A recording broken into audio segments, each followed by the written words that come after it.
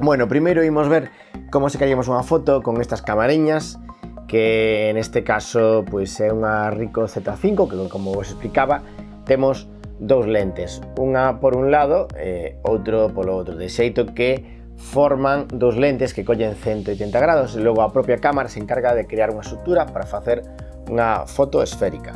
Aquí temos outra marca que é unha Insta-One X10. Vedes que é moi parecida, salvo que é un poquinho máis reducida. Que o que ten de bo esta cámara? Pois que ten un pouco máis de resolución e ademais ten un sistema que permite que o rango dinámico, é dicir, a diferencia entre as sombras e as zonas iluminadas, pois esa mellor.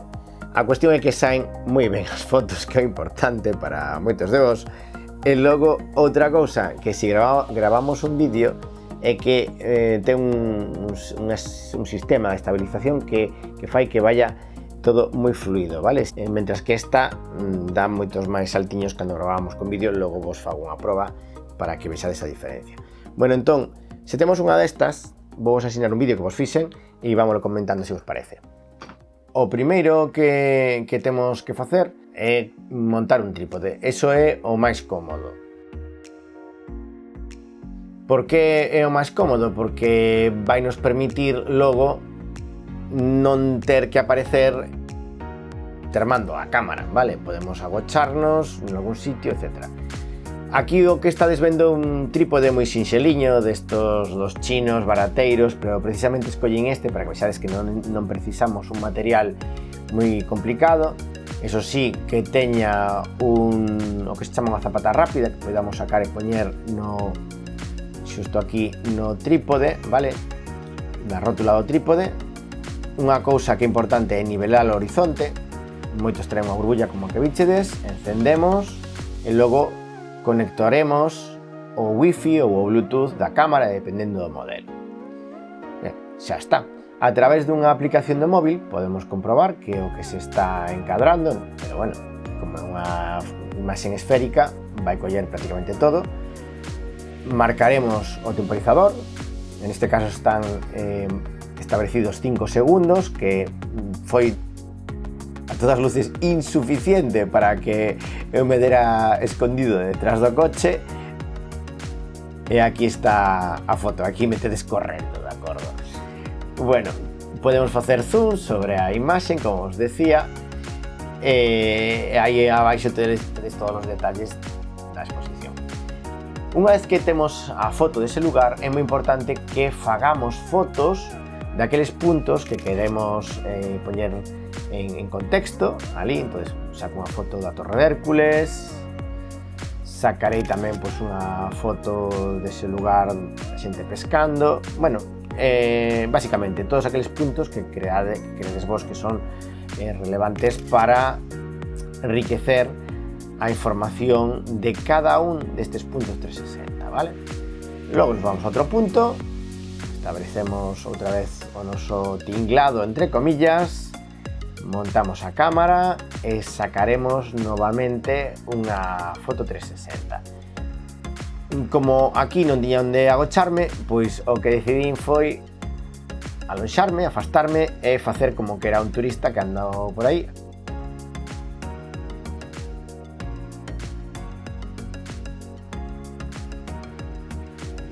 Buscamos outro punto e repetimos a operación.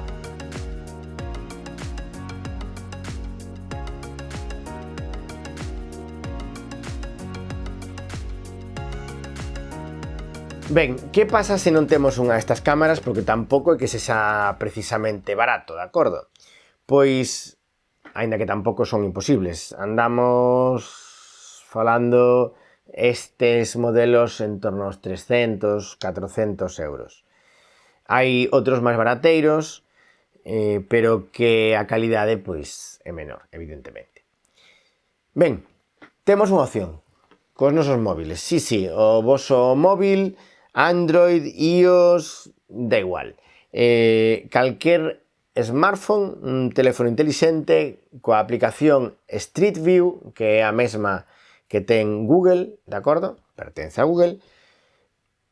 Vou vos explicar como se fai. Bueno, pois aquí estou Abro a aplicación Street View.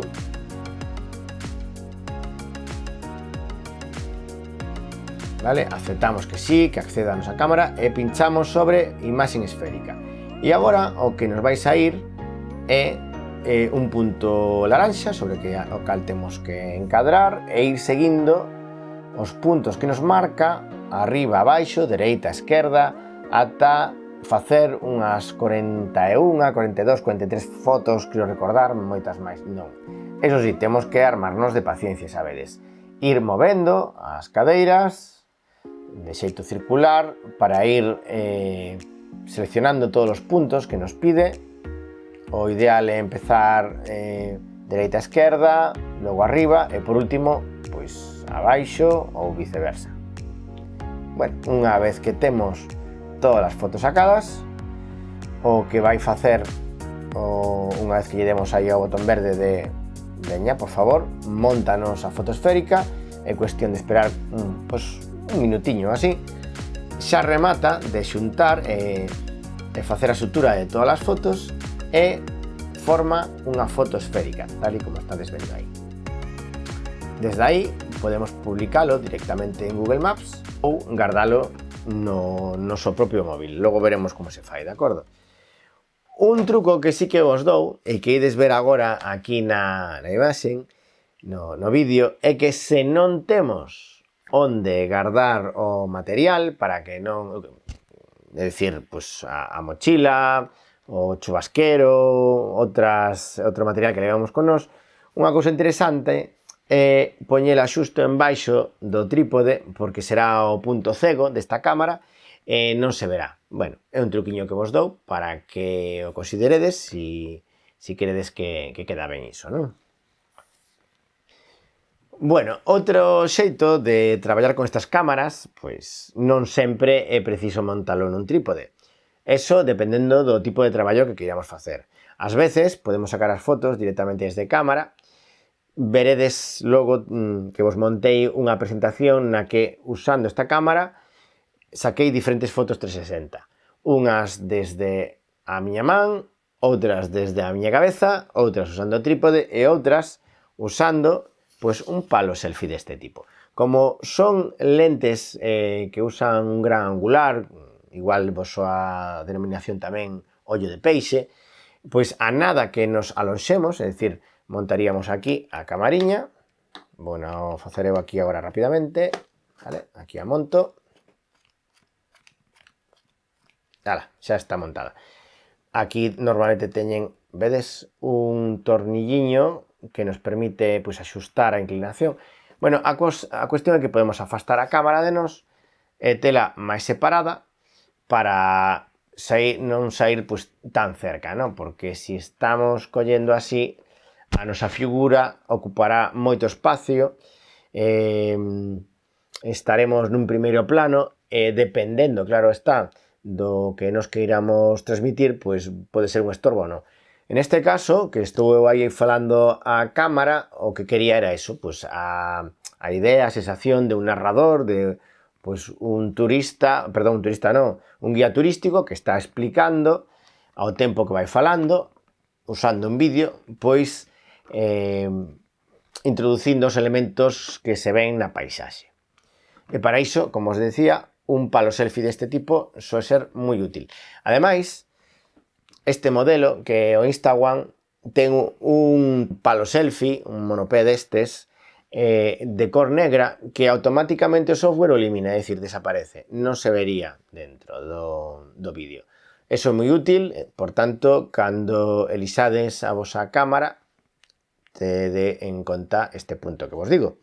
Bueno, vamos a ver como quedaría o vídeo e logo vedes o vídeo tamén 360 na vosa casa, posto que o gravei, de acordo? Parecemos.